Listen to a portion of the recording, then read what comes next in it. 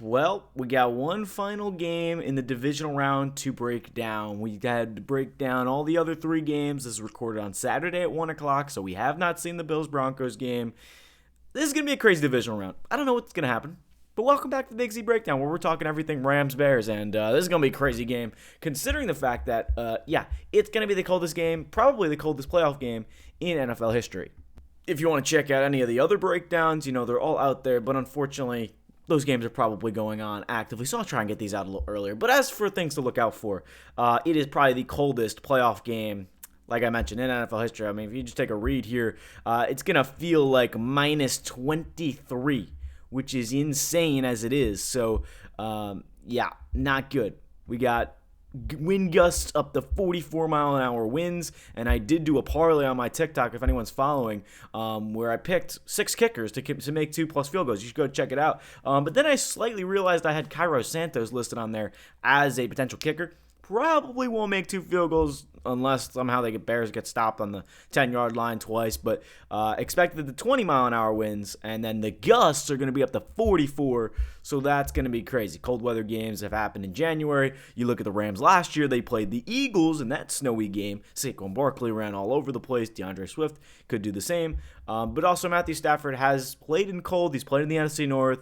He's played with the Lions, but with the Rams now, it's kind of an indoor stadium, SoFi Stadium. I don't know what you're going to expect, but the Bears game is going to be nuts, and that's just what you have to understand.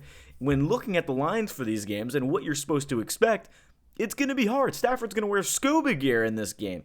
Like I mentioned, he played in Philly last year. He absolutely slung the rock, throwing for over 300 yards. Again, that was with Puka Nacua. So, that was before they got Devontae Adams. But if we're going to take a look at the defense of this game, and here's where I will say, this might be the highest scoring playoff game, but the wins definitely deter my thinking of, okay, how high scoring is it going to be if it's going to be hard for the quarterback to throw it like 40-plus yards down the field, because that wind is going to affect the throws. But a lot of these other games, Texans, Patriots, going to be really low scoring, in my opinion. Broncos, Bills, I think that's not going to really be a high scoring game. It's going to be hard to pick touchdown scores from each game, but I feel like the Bills, the other game is, help me out here. Niners, Seahawks. That's another low-scoring game. Another update from that game. Sam Darnold has not thrown the ball since he injured his oblique. Drew Lock is taking starting reps. Now, I know we're talking about Bears and the Rams, so let's get back on planet here. Rams defense, not very good. You can see the numbers here. 17th in total, 327 yards a game. 19th in the pass, 216 average. Rushing game, they're not bad. But again, Rams still have playmakers. They still got guys up front that can do great job. As for the Bears defense, it doesn't get better. 29th total, 22nd against the pass, 27th against the rush. There's no reason the Rams are going to lose this game, in my opinion. Bears, the cardiac Bears, they're going to do their thing. The spread scares me because it was starting at 3.5. It's now gone up to 4.5. Does the weather affect Caleb Williams? Does the weather affect Matthew Stafford? A lot of questions there, but I'm still going to go with confidence here and say you can pick a lot of props from these games and be confident in them, regardless of the wind, regardless of the weather. So now I know there's a lot of things here, so let's take it down one by one. Rams money line. I'm very confident the Rams win. Now it's at minus 200. How much do you really want to incorporate Rams to win? It's definitely a stretch. And obviously all of these are done individually. Parlays just don't work. As fun as they are to put 8 different things on there, you get lucky. Speaking of which, last week we actually did go perfect on Monday Night Football, which was the Texans and the Steelers game. 5 for 5. Higgins over 30. Texans win. Rodgers pick. Rodgers under. The under in the game. Woody Marks even scored a touchdown. So technically, 6 for 6.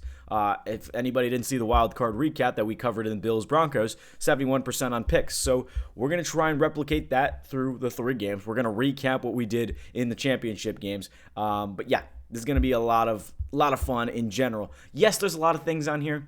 I'm gonna break it down for you guys. So Rams to win, pretty confident in that. These aren't really a specific order. These are just things that I wrote down that I liked. So Kyren Williams, 60+ rushing yards. Now, if we take a look at the split for the Rams, it is interesting. And I was looking at the Bears because of Roma Dunze coming back off the injury. There were question marks whether he's going to play this week, he's probably just resting the foot. But he only played 69% of snaps. Luther Burden out there for 63% of snaps.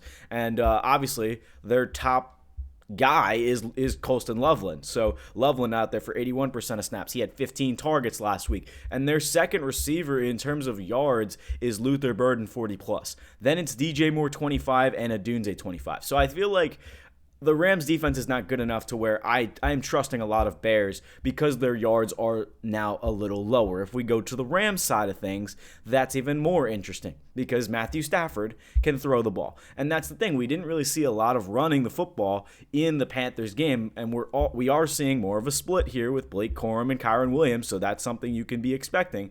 But the two lines for Corum and Williams, Kyren was at 60+ yards, and I feel like obviously it's getting lower and lower considering you look at the snap, you look at the percentages, he's on the field. Blake Corum is eating. He's having a good role. But Blake Corum's yards are at 45, so Blake Corum is too high for me to invest in. But to be quite honest here, in a high-wind game, I don't think the Rams are just going to throw the ball down the field, especially when the Bears' defense is ranked 27th against the rush. They average 134 yards against opposing rushing teams a game. So that's pretty big. The other thing is, they might have held the Packers to 99 yards and shut down Josh Jacobs in the second half. Dennis Allen does his thing, but a lot of the things they do is play zone coverage. So again, when you're looking at the Rams and what's going to happen for this divisional round, I like Kyren on the ground. 60+ yards seems pretty self-explanatory. And a touchdown. It's either him or Corum in on the goal line. Now, I know it's tough to say, one of those guys is going to score, 100%. Do you take the value in Corum? Do you take the Kyren? I just feel like it's going to get to the goal line rather than throw a risky back shoulder fade, with the winds. Again, the winds aren't going to affect anything crazy, but the funny thing is the cold does affect, how far you can throw the football. You've seen quarterbacks talk about just throwing a cold football. It's like chucking a cinder block. I'm sure people have heard that sound clip before. So, for Caleb Williams to throw it 30, 40+ yards down the field, I think they're going to establish the run. And to go away from number 3 for a second to look at Davante Adams, 5+ catches, that's another one I'm pretty confident in, mainly because you look at the fact that the Rams, they kind of like to drive down the field, right? But better yet, Davante is a guy in the slot. He's going to be a great route tree. And look at the fact that Puka and Davante combined for 20. Let's do math. 18 plus 13 is what? 28, 31. 31 targets out of Matthew Stafford's 42 pass attempts. I mean, that's ridiculous. I couldn't fathom the fact that not only is Davante getting a 31% target share, but Puka's is even higher. I didn't even calculate it. But Puka's going to get, 10 targets a game. Davante Adams is going to get at least 5 catches because you look at nobody else had over 3 targets in the Panthers game. And the Panthers are a good defense. So maybe you think, okay, that worser, I just made it up. A worser defense in the Bears who aren't really great against the pass. Maybe everyone could get the ball. Colby Parkinson, Tyler Higbee. I don't even know. You have so many options at tight end. Davis Allen, I believe, is the third tight end. The Rams play calling is so interesting because they run a lot of tight end screens, but I don't like any of the tight ends. I feel like one of the 2 receivers is going to go off. Puka's line is a little high for me at 99+ receiving yards and 7 catches, so I think Adams, being a number 2, second week back from an injury, probably will be more ramped up, maybe even a touchdown for him. And then the Rome Odunze, I actually switched these 2 out. So originally I had Luther Burden 40+ and Caleb Williams and Matthew Stafford instead of Caleb Williams. The problem for me is Matthew Stafford's line is 270. He'll probably still get that, but I like the fact that Caleb's line is a little bit lower in the fact that this is going to be a high-scoring, trigger-happy, back and forth, who gets the ball last kind of deal. It's just a matter of how does the cold affect both of these thrower of the footballs. And I feel like Caleb, considering he, is at Chicago, has dealt with it more. They played at home against the Packers last week. They know how the cold feels like. Granted, it's not like what it was last week, but it's still cold. And now the fact that it's even colder, I don't think that's going to diminish Caleb's value because he knows, he's been playing at Chicago all season. But yeah, as for some other plays, Rome Odunze, I do like 36 yards. 25 is safe considering it's only minus 195. I feel like that's interesting for like a parlay if you wanted to do maybe a Rome Odunze, DJ Moore 25 plus. Just because I don't know why their lines are so low. The Bears are going to have here's the thing. The Bears love to have a run-first offense with Ben Johnson, but the fact of the matter is there's going to come a time where they're just going to have to throw it because the Rams are going to go score, they're going to go score, and the Bears are going to have to go match them. So instead of running, pretty much the one thing the Rams defense actually has done decent this year is stop the run. Now, Ben Johnson, granted, he's had a lot of great play calls, a lot of great schemes up front with running the football with DeAndre Swift and Kyle Monangai. But the best thing possible for the Bears is looking at what can this offense bring you for your weapons. Yeah, it's a run-first team, but I don't trust any of the lines there. So let's take a look at the wide receivers that have been targeted. Colston Loveland, pretty much the main guy. He's only at like 50-plus yards. Maybe the Rams lock him up. Chris Shula does a good job. I'm not sure. Loveland, always been kind of like maybe he pops off, maybe he doesn't. He'll probably get 57 yards or whatever his line is at. But I'm looking at more of the smaller lines that I'm like, okay, Odunze, first week back, they kind of ramped him in 69% of snaps, as I showed you in the snap percentage column. Oh my goodness, words are difficult. 6 targets, this is where Caleb does do a good job of spreading the ball around. Clearly, he had one favorite target in Colston Loveland, who is a big, monstrous target in the middle of the field.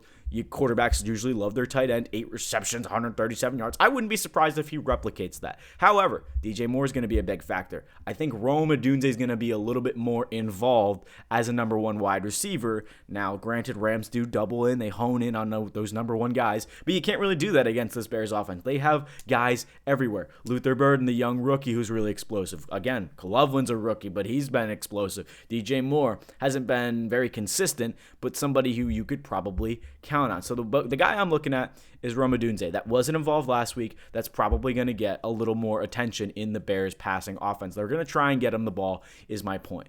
So that's kind of the breakdown for how I'm seeing this game. It's going to turn into who can score quicker and faster. It's not going to be of who can hold the ball the longest, and that's the thing. The Bears do a better job of controlling the clock.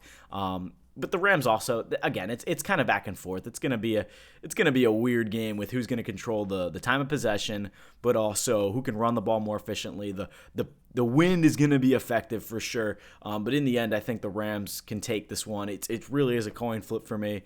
But we're gonna track all of these picks. I really, again, wouldn't be surprised if Rome had 25, but not 36. Same with DJ Moore. He's probably gonna have 20, 25. But that's where these lines are so incredibly sharp.